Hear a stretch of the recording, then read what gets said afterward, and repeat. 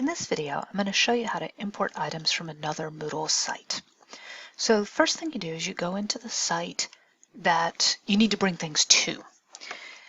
Now, in advance of this, you need to make sure that you have editor rights inside the course that you want to bring stuff from. So that means you need to have the role of teacher in the course that you want to bring things from. This is easy enough if it's your own course, but if it is from someone else's, you'll need to have them add you into that site. So once you've squared that away, you'll come over here in the site you need to put stuff in, and you'll come down to import. And then you're going to see a list of all the sites that you have access to. If there's more than 10, you're going to need to search for it, and this search tool is not very good. So you'll need to use the exact string of the site. So if I needed to get, say, spring 2014, which actually I don't think exists, but I would need to type in this exactly like that, with the correct thing in. But I don't have to do that here because I can just come right over here and click on a course that exists.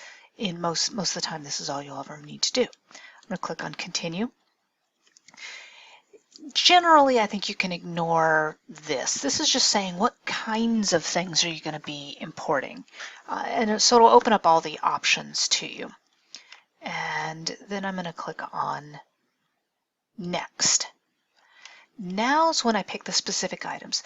If you need to take over everything, leave it exactly like it is. It will point out it doesn't bring over anything related to the students in the other class. So while you could bring over an assignment or bring over a discussion forum, it will not bring over what students have put into it. It will only be the structure and the format of that.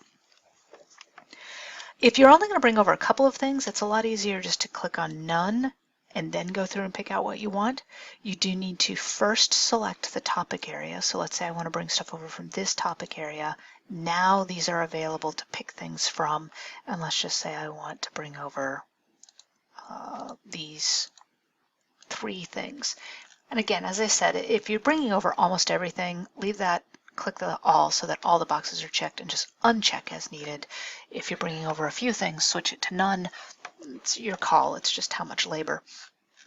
One thing that's important, if you've got more topic areas in the class you're bringing stuff from than in the class you're bringing stuff to, sometimes it pokes them down at the very bottom and says something like orphaned items.